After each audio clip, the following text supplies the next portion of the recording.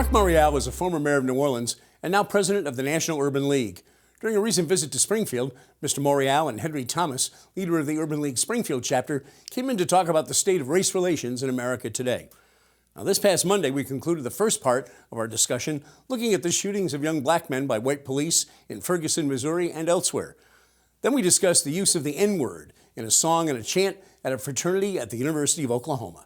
It's absolutely inexcusable, cannot be sanctioned. But let's lift up the president of the University of Oklahoma, David Boren. He took strong and decisive action. He evicted the fraternity from his campus. He's expelled 2 students.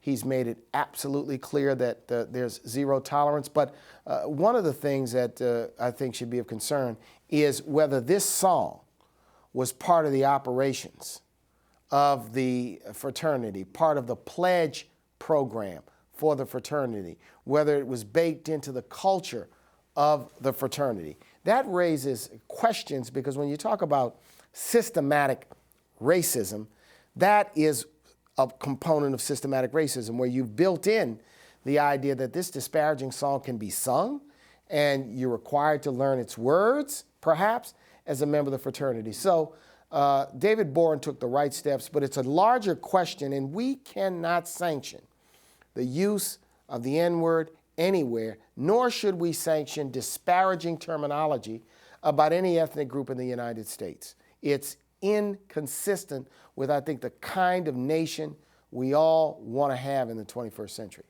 You mentioned your time as mayor of New Orleans. Your dad was mayor before, your first African-American mayor of that great city. While you were mayor, you brought crime down 60%. That brought an influx of new business, new construction. People came back and lived in the city, in the inner city areas. Tourism went up. Win, win, win all around. A lot of what the Urban League tries to do, it's a record anybody would envy. You made it work. How did you do it? The success was a lot of teamwork, business, labor, the religious community, African Americans, whites, Latinos, and our city's growing Asian community. But this is what it was. It was about doing multiple things. So we needed to get our policing act together, but we did it by embracing community policing. We did expand the number of police. We did change the way we police, but we also invested heavily in youth programs, whether it be summer camps, sports camps, arts camps, music camps, and also we maximized the number of summer employment opportunities for youth. So a lot of it was showcasing, spotlighting what I would call positive things for young people. And the other thing is we laid the groundwork for the diversification of the economy. Not only was it tourism, but it was film and music. New Orleans' cultural assets, we elevated them and created new ways to showcase them. But most importantly, like the work of the Urban League, you know, the Urban League is not a one-issue organization. We focus through the lens of economic empowerment, but we work on education. We work on traditional civil rights issues like voting rights and criminal justice reform. We work on all forms of economic empowerment, job training, entrepreneurship, housing. We work with kids. We work with seniors.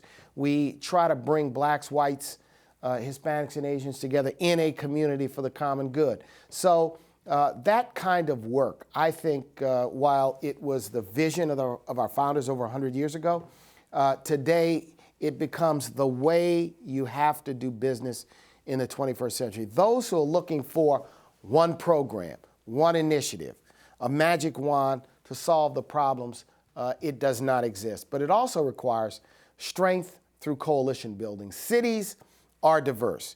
The leadership tables have to be diverse. The elected officials have to be diverse. The business leadership that helps to make decisions and partners with government, it has to be diverse. That's the 21st century. That's what it's going to take. We just marked the 50th anniversary of Bloody Sunday, the attack on the voting rights marchers in Selma, Alabama. Amazing that 50 years later, the commemorative march is led by an African-American president and his family. Next to him is one of the leaders of the original march, nearly beaten to death, John Lewis, now a senior member of Congress. The mayor of Selma is African-American. Nobody who has their head screwed on right is going to say, wow, we've made it but we have made some progress. We made great progress, and you've just outlined why we've made great progress.